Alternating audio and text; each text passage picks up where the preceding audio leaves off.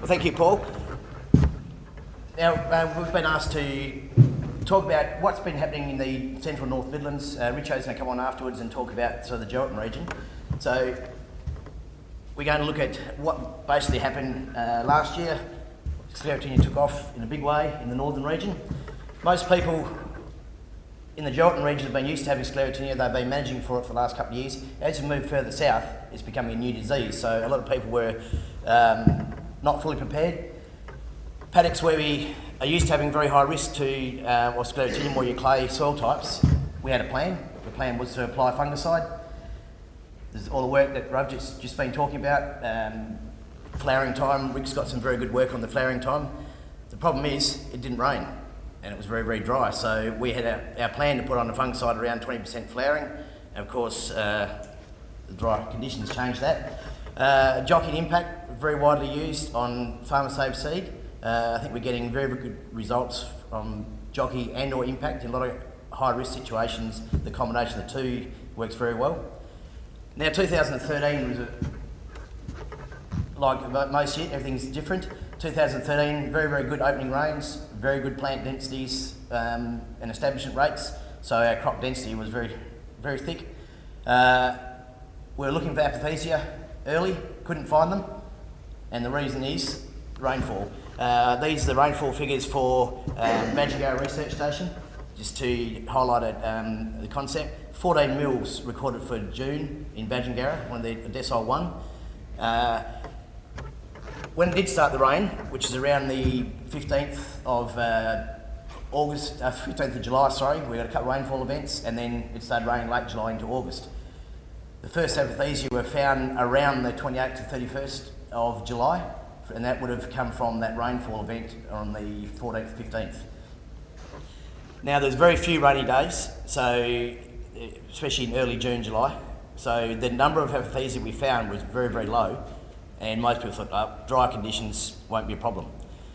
Now, you need soil temperature below 15 degrees and the soil surface to be saturated. When you look at those rainfall graphs, that didn't happen until quite late. So the key thing is we've got to monitor weather conditions. Like Rav was just saying, the new model, it's very much weather conditions dependent.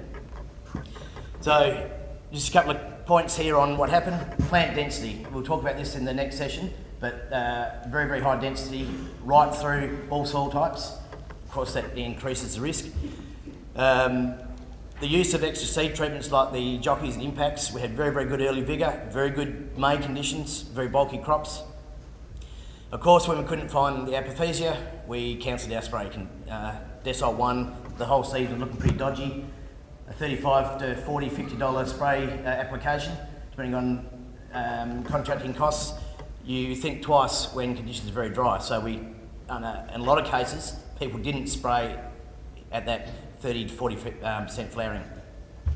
Now, with the early start of the season, our flowering window was very, very long. Early start of the season, early established crops, but then a very long soft finish, which meant our risk period was extended. 6 to 8 weeks normally, a bit longer last year. And of course, good rainfall events in late July, early August. We bumped up nitrogen rates, high nitrogen rates, bigger canopy, denser canopy, increases the risk of Sclerotinia. And the other thing is the high plant density and soil type. We've always associated Sclerotinia with the clay soil types because they stay wet on the surface for longer. It's more about the canopy development and the humidity within the canopy. Now, with our good establishment last year, that was moving right through onto the lighter, sandier soil types. If you've got the canopy on those soil types, they are still prone to Sclerotinia. Now, the fungicides, definitely work well. High nitrogen is one of the key, high nitrogen and high biomass are one of the key predisposing factors to rapid uptake of Sclerotinia. So where we're pushing some of these crops, they are definitely the highest risk. But it's not soil type specific, it's more conditions. Understanding the conditions is a key, not just soil type. Now the other thing is when we're using fungicide, the biological dilution, which if you've got a very big bulky crop, applying a fungicide early, of course that crop is growing rapidly, we've just pushed it with nitrogen, rapid growth, the rapid dilution effect. So we've got to look at rates on some of these bulkier crops. I'll flick through, we're running short on time. So environmental management conditions, understanding the environment is going to be one of the key factors. Bulky varieties, like the hybrids, we are seeing greater incidence of Sclerotinia in the hybrid varieties, purely because they're more vigorous plant, more biomass, more denser canopy. Now we'll talk about this in the next session, but we definitely need to look more at this canopy management, environmental effects, and how they relate to the build-up of Sclerotinia and the timing of our fungicides, as Ravchuk was talking about earlier on. So I'll leave it there, give Richo some time. Thank you.